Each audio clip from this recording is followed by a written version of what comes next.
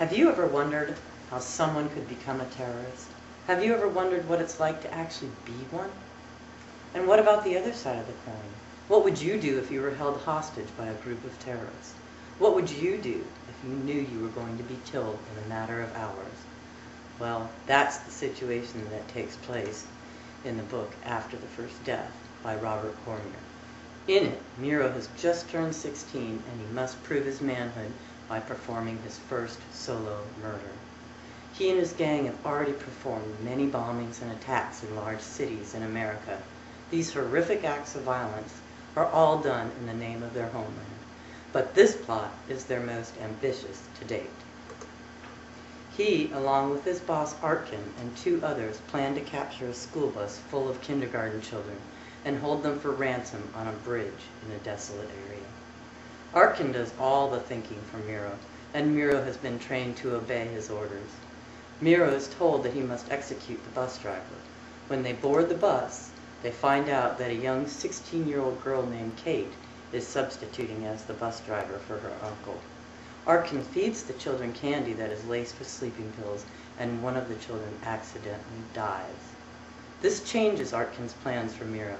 Instead of murdering the bus driver immediately, Artkin decides that Miro needs to befriend Kate so that she will help the terrorists keep the children calm.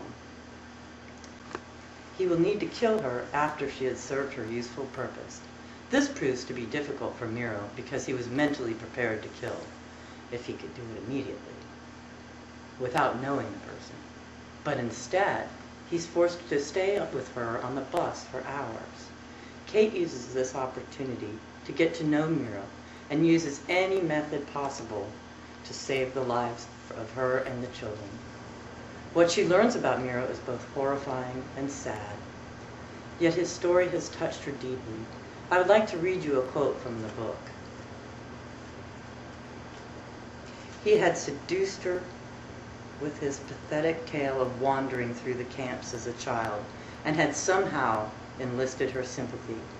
But now she recognized him for what he was, a monster.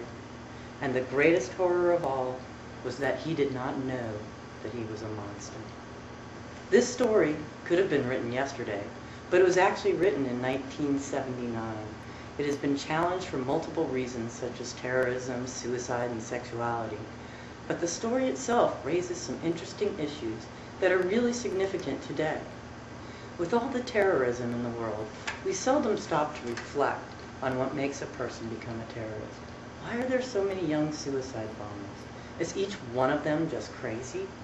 In this book, you can find out about one fictional terrorist, Miro, and you can answer the following question for yourselves.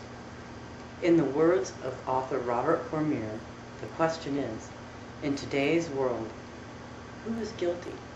The monster himself or the world that created him?